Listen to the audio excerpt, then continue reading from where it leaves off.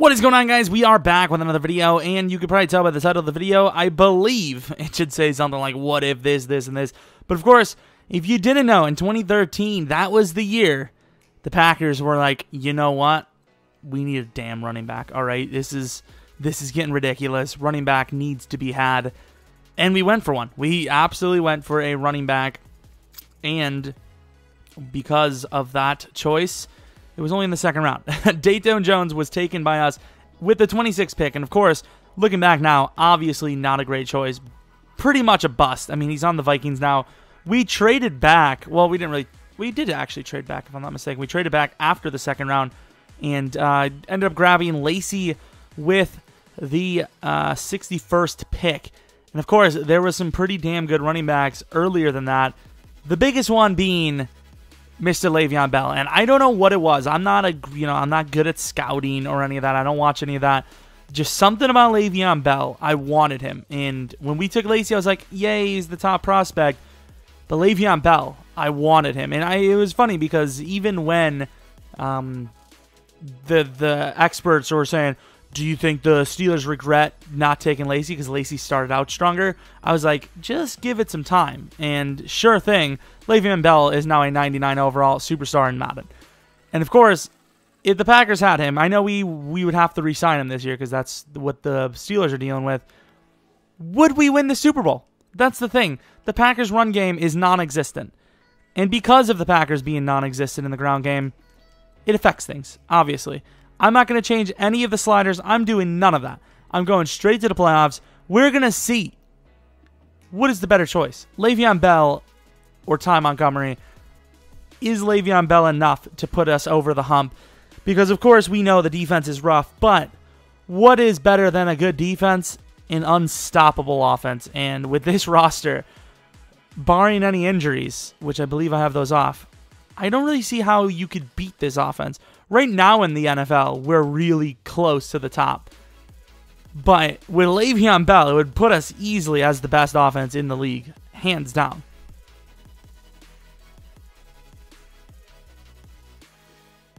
So without Le'Veon Bell, with the normal Packers roster, we miss the playoffs and we go 8-8. And ironically enough, I believe league MVP is actually Le'Veon Bell. That is the case. Le'Veon Bell, 8-8. I mean, obviously, we're going to look at this from all angles. Would it be better for Le'Veon to join us or not? So far, it's looking like it's going to be hard to beat.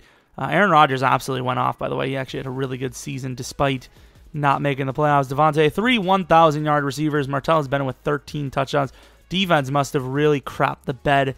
I mean, even sacks don't even look that high for a number allowed at least.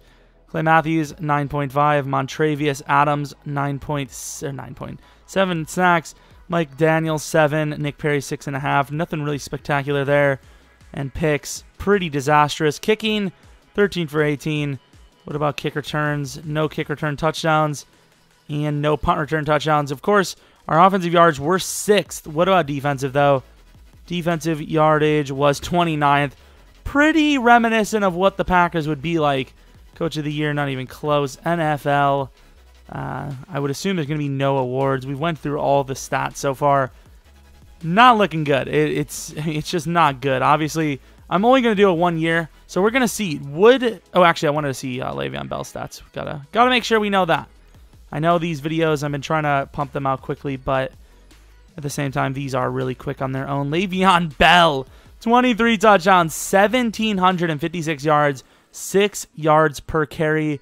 Bell with 660 yards receiving, 8 touchdowns. One of the best running back seasons of all time, I would assume. Absolutely dominated there. I don't know if the Steelers made the playoffs. We'll take a look. We're just going to sim to the Super Bowl, though. Just see if, maybe they're just in there automatically without having to look at anything. My guess, it would probably be the Patriots are in there.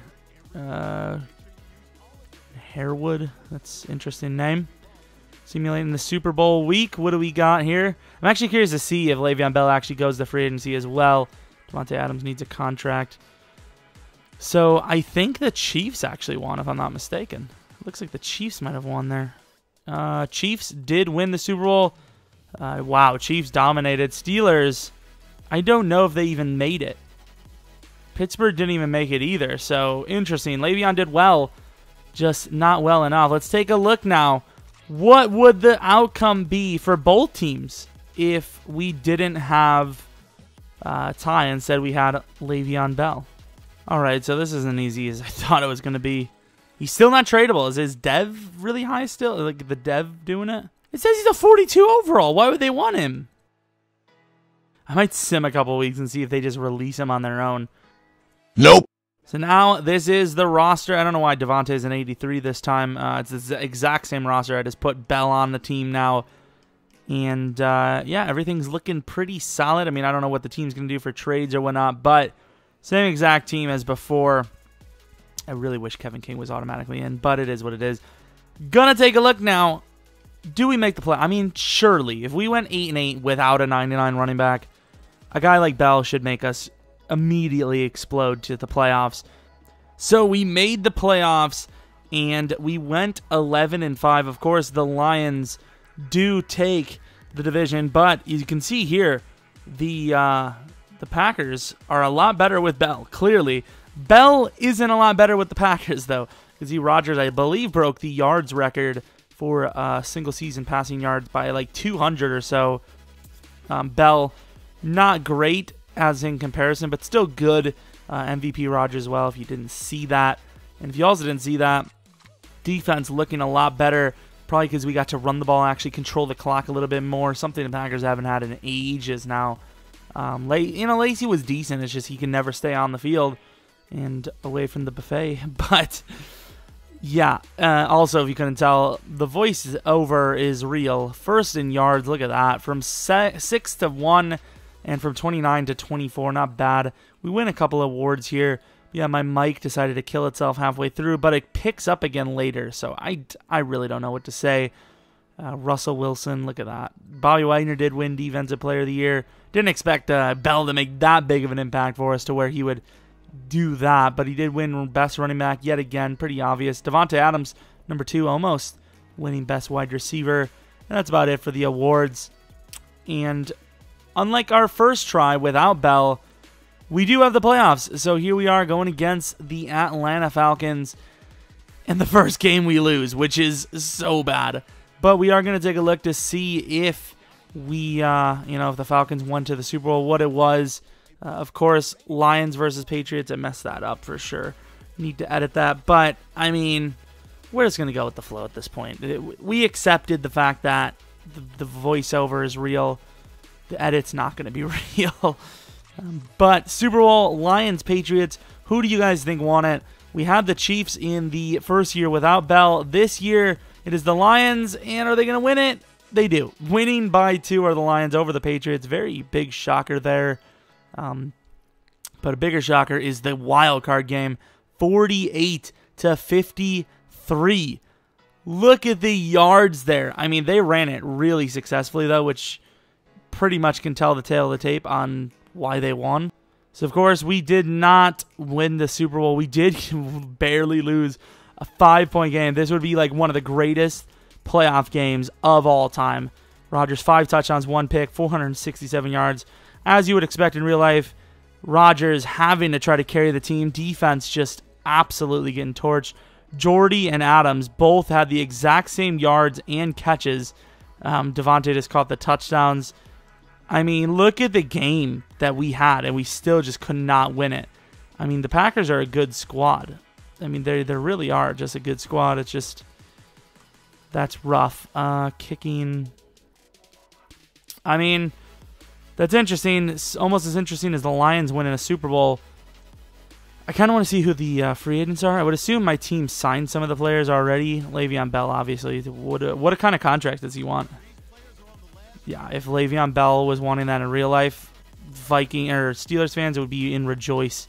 They'd be like, holla damn luya.